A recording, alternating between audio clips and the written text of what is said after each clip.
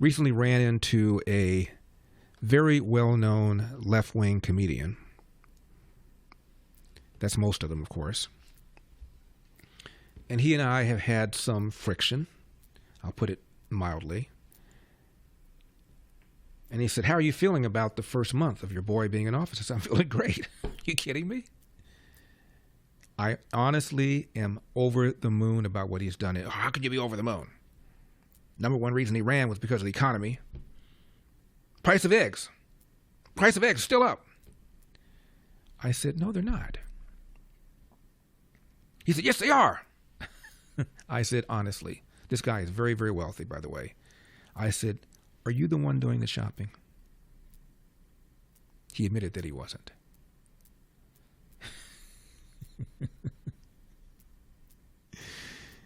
He sits there during breakfast, eating his scrambled eggs, watching MSNBC hee-haw complain about the price of eggs. And so therefore he's assuming that every bite costs more than the bite 3-4 years ago, I guess.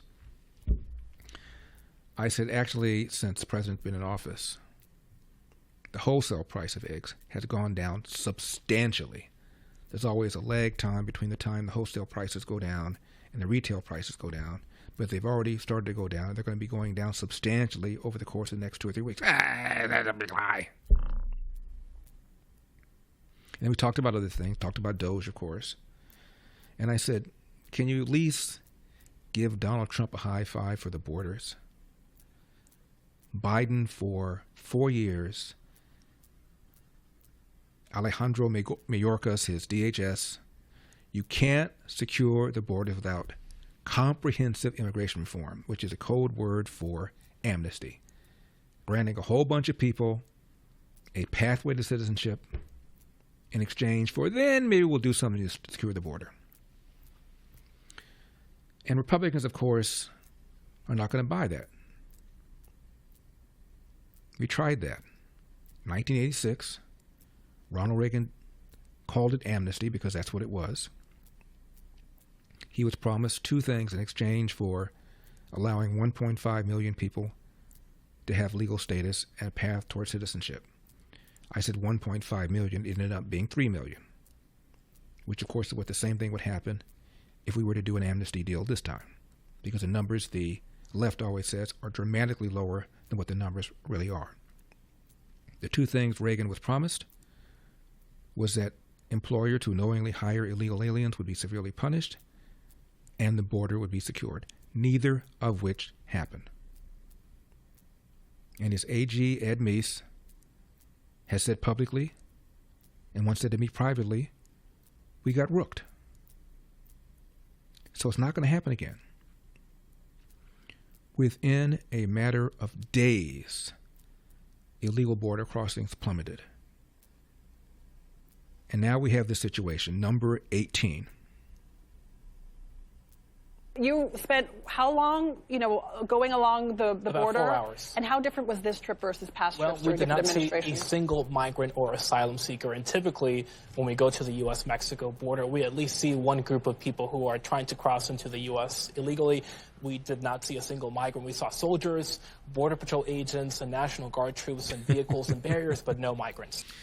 CBS immigration reporter Camilo Montoya Galvez.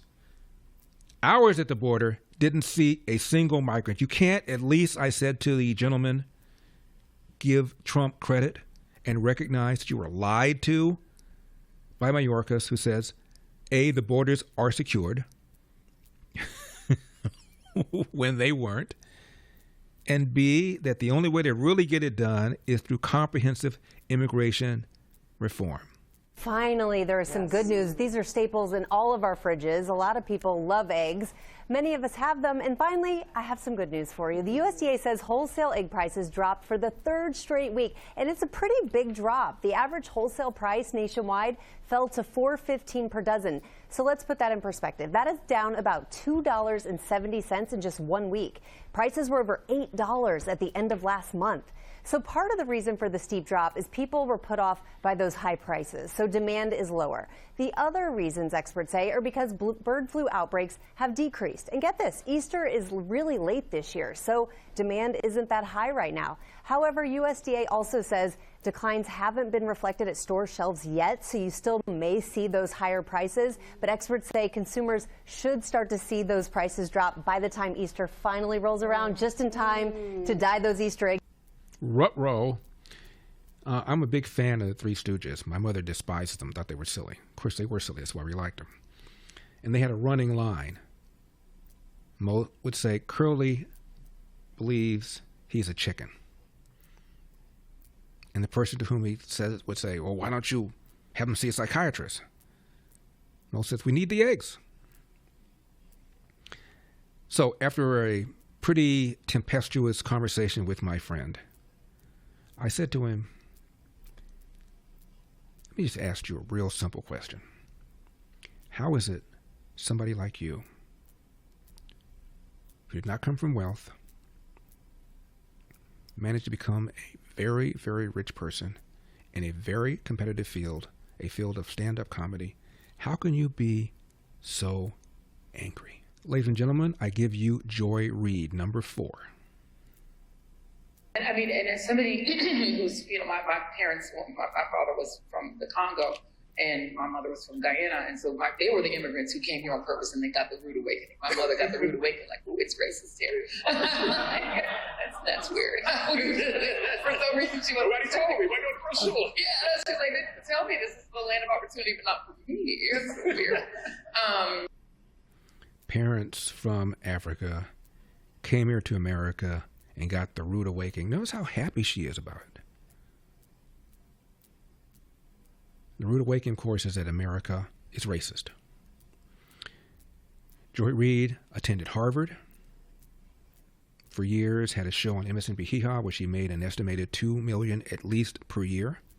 That doesn't account other things that people do, like speaking gigs.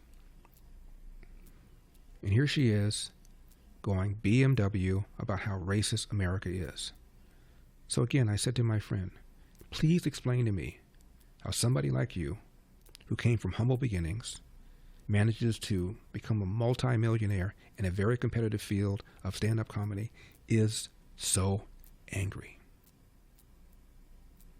Are you really that angry, or isn't it an act? Thanks for watching these clips from The Larry Elder Show. If you enjoyed this content, be sure to subscribe to my channel and hit the bell icon so you never miss a moment. More thought-provoking discussions are just a click away, so stay tuned, and we'll see you in the next one.